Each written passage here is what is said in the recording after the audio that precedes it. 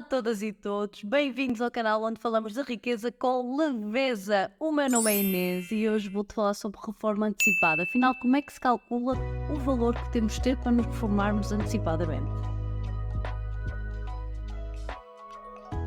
Reforma antecipada é assim aquele tema que muita gente me pergunta, está um pouco na moda, ouve-se cada vez mais falar de pessoas que se reformaram aos 30, aos 40, aos 50, enfim, tudo que seja antes dos 66 é considerado uma reforma antecipada. E eu quero-te falar sobre este tema. É possível fazê-lo através de investimentos? Sim, é possível reformar-se antecipadamente através de investimentos, ou seja, a ideia é que tens que ter investido um valor suficientemente grande e depois podes então viver do retorno dos teus investimentos. E qual é esse valor que nós temos de ter investido e onde é que temos de ter investido? Então, para este cálculo, há muita gente que fala numa coisa que é a regra dos 4%. Eu vou aqui falar neste vídeo sobre a regra dos 4%, outro tipo de regras também existem e no final do vídeo não percas que vou-te explicar exatamente aquilo que eu faço e como é que eu calculo o meu número. Mas quero começar por esta regra dos 4%, que é uma regra que muita gente no mundo da reforma fala, ou seja, a ideia é que temos que ter um montante tal que podemos retirar tranquilamente 4% mais o valor da inflação, ok? Por exemplo, se a inflação for 2%, no segundo ano podemos retirar 6%. Então esta regra dos 4% já está ajustada à inflação. Resumindo e baralhando, a regra dos 4%, para tu saberes o montante, basicamente só tens que fazer o cálculo inverso, que é multiplicar o teu gasto anual por 25, ou mais facilmente, multiplicas os teus gastos mensais por 300. Então aqui, para simplificar, imagina que os teus gastos são de 1000 euros por mês, então significa que tu precisas de ter 300 mil euros para reformar-te antecipadamente. E esses 300 mil euros, segundo este estudo, tem que estar investido em bolsa, maioritariamente em ações, ok? Portanto, a regra dos 4% foi criada por um Bengen e depois foi então mais tarde confirmada pelo Trinity Study. Então é sim uma regra super utilizada no mundo da reforma, seja reforma antecipada, seja reforma tradicional. No entanto, cada vez mais pessoas dizem que é demasiado conservadora. Ou seja, imagina que o teu valor é 1000 euros por mês e tu precisas ter 300 mil euros por mês investidos, ok? Então, segundo esta regra dos 4%, esse valor vai-te durar para sempre. No entanto, a probabilidade desse valor aumentar ao longo do tempo, isto porquê? Porque a bolsa cresce em média 10% ao ano, então tu só estás a retirar 4% mais a inflação. Claro que a bolsa é volátil, não vou entrar agora aqui neste vídeo sobre isso, mas a ideia é que, na maior parte dos casos, e é um livro que eu adoro, eu vou deixar o link aqui nos comentários para vocês, que é um livro incrível, avançado um bocadinho assim neste mundo das finanças pessoais, que se chama Morrer com Zero. Eu acho que não existe em português, Die with Zero, que fala exatamente sobre esta questão, que é, ok, a regra dos 4% é tão conservadora que a maior parte das pessoas que a usa, o que é que acontece? Acaba por ficar com mais dinheiro quando morre do que quando decidiu formar-se. Então viveu 30 anos dos retornos dos seus investimentos e ainda assim tem mais do que os 300 mil euros neste exemplo que eu te estou a dar que precisava. Portanto, a regra dos 4% é mega conservadora. É melhor sermos conservadores do que não sermos. Claro que isto implica que tenhas investido o teu dinheiro com algum risco. Pode ser num ETF generalista, por exemplo. Se queres saber mais sobre ETFs, tens mais vídeos aqui no canal, ok? E eu também vou fazer mais vídeos sobre este tema. Deixa-me também as tuas questões aqui. E é cada vez mais críticas esta regra dos 4%. O próprio criador da regra, o Bengen, já criticou a própria regra, ok? Já diz que não é 4%, devia ser 4,5% ou até mais próximo de 5%. Aliás, 4,8% é o valor que ele utiliza, o que significa que, neste caso, só temos que multiplicar o nosso valor mensal, ou seja, imagina que é os 1000 euros, por 250.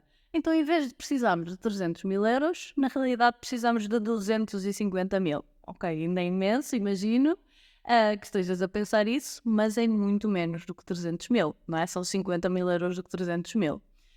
Também recentemente, há um ano, 2 anos, há 2 autores muito conhecidos no mundo das finanças pessoais, investigadores, um dos quais é o Mad Scientist, tem um blog, e eles fizeram um estudo enorme com bases de dados grandes sobre como a regra dos 4% também é conservadora E na realidade, desde que tu tenhas alguma flexibilidade, ou seja, não tenhas que usar sempre esses 4%, os teus custos fixos sejam inferiores a 4%, ok? Portanto, tenhas alguma flexibilidade, tenhas aqui uns custos variáveis que não tens obrigatoriamente de gastar todos os anos, então a regra pode ser mais próxima de 5,5%, desde que haja esta flexibilidade. Ou seja, se calhar, se o mercado desce muito, se a bolsa desce muito, e no caso deles é mais do que 20%, então tu cortarias um pouco nesses gastos variáveis. Se calhar não ias de férias ou ias de férias para um sítio mais barato, etc. Portanto, se houver esta flexibilidade, na realidade, a regra é a regra dos 5,5%. Portanto, só tens que multiplicar os teus gastos mensais por 218.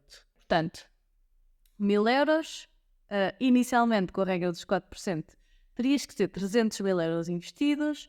Agora tens, com esta nova regra, que ter apenas, ainda é um valor enorme, como é óbvio, 218 mil euros. Eu acho este tema super interessante, mas a verdade é que podemos ficar super confusos. Não sabemos o que é que devemos de fazer, não é? A regra afinal é que eu utilizo. A regra dos 4% é um ótimo ponto de partida. E agora vou-te falar um bocadinho sobre o que é que eu faço. Estive muito focada nesta questão da reforma antecipada quando comecei a minha jornada de crescimento financeiro, já há quase 10 anos, portanto já ando aqui há muito tempo a pensar nestes assuntos. E eu estava especialmente interessada no movimento FIRE, que é Financial Independence Retire Early, que foca-se muito nesta regra dos 4%, agora cada vez menos, mas na altura era assim o meu grande objetivo. Eu tinha muitos 1000 euros na minha cabeça, claro que entretanto este valor com filhos etc aumentou, mas a minha ideia era, ok, eu quero ter 300 mil euros investidos e se eu tiver 300 mil euros investidos, então eu posso levantar 4% ao ano, que se vocês fizerem as continhas, dá 12 mil euros por ano e portanto 1000 euros por mês. E estaria tranquila. E depois isto seria ajustado também à inflação. Portanto, no primeiro ano levantaríamos 1000 euros, depois íamos levantando um bocadinho mais todos os anos, porque geralmente há subida de preços todos os anos. No entanto, interessam muito estas outras visões e, de facto, o livro Die With Zero também me deu assim uma nova forma de ver as finanças pessoais, uma nova forma muito mais leve de ver esta questão do FIRE. E também ter começado um negócio próprio e ter percebido que de facto podemos adorar o que fazemos, trouxe-me aqui um bocadinho mais de aproveitar a vida, não estar tão obcecada com poupar e investir. Eu tive uma fase da minha vida no início em que eu poupava e investia praticamente 50% do meu salário e deu-me aqui um boost enorme para começar esta jornada e para começar a ver resultados relativamente rapidamente. Nunca são rápidos, ok? Demoras sempre anos até perceber resultados. Até ver alguma coisa de facto com significado, mas ajudou-me muito, mas depois comecei a perceber que estava a exagerar, estava aqui com este número na cabeça, porque tinha muito esta ideia de liberdade financeira e não estava a aproveitar tudo que podia aproveitar pelo caminho. Se calhar estava a cortar demasiado em algumas coisas, se calhar estava a achar que eu nunca iria gostar do meu trabalho. E, entretanto, adoro o meu trabalho, adoro estar aqui a falar contigo e, portanto, estou muito mais relaxada relativamente a esta regra. Já não estou tão obcecada. Continuo a ter o 4% como guia, ok? Portanto, agora os meus custos aumentaram. Continuo a tê-lo como guia e é essa a regra que eu utilizo, assim, para mim. No entanto, eu sei que esta regra é super conservadora e sei que eu posso viver como se tivesse liberdade financeira já hoje. Penso muito mais em termos de fases de liberdade financeira do que propriamente em termos de chegar a um valor e depois a partir daí não trabalho mais. Não, é mais. No meu caso foi assim. Comecei por poupar muito e investir muito, ok? E depois fui entrando há pouco tempo, há 1 ou 2 anos, daquilo que eu chamo a fase 2 da liberdade financeira, em que relaxei.